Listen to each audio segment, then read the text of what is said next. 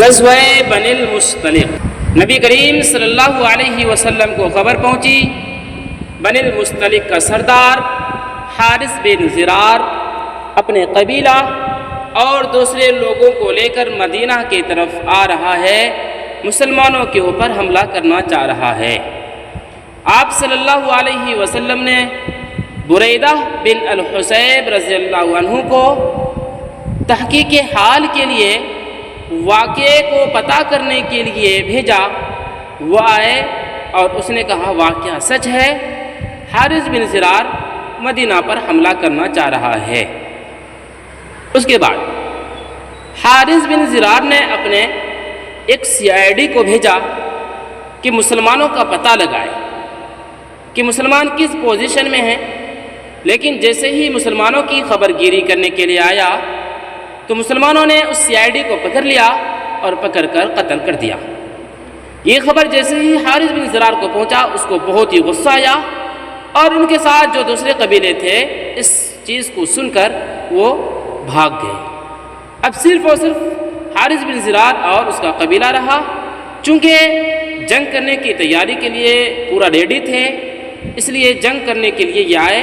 اور ادھر نبی کریم صلی اللہ علیہ وسلم مقام مریسی میں پہنچ چکے تھے۔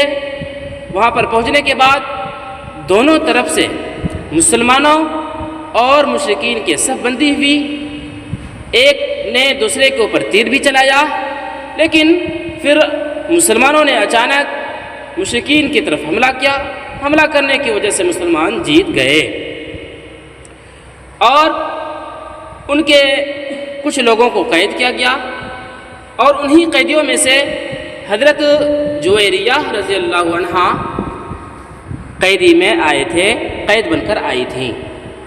بعد میں حضرت جویریہ رضی اللہ عنہا کو جو حصے میں آئی تھی، ثابت بن قیس کے حصے میں آئی تھی، جویریہ رضی اللہ عنہا نے کتابت کا معاملہ کرنا چاہا کہ کچھ روپے دے کر یہ آزاد ہو جائے، تو ثابت بن قیس نے کہا ٹھیک ہے۔ تو اب اس روپے کو لینے کے لیے جویریہ رضی اللہ عنہا نبی کریم صلی اللہ علیہ وسلم کے پاس آئی۔ آپ صلی اللہ علیہ وسلم نے اسے روپے دیا اور روپے دینے کے بعد اسے آزاد کرا دیا۔ آزاد کرانے کے بعد آپ صلی اللہ علیہ وسلم نے اس سے نکاح بھی کر لیا۔ اس غزوے میں تیمم کی آیت نازل ہوئی اور اسی غزوے کے واپسی کے وقت حدیث افک پیش آیا ہے۔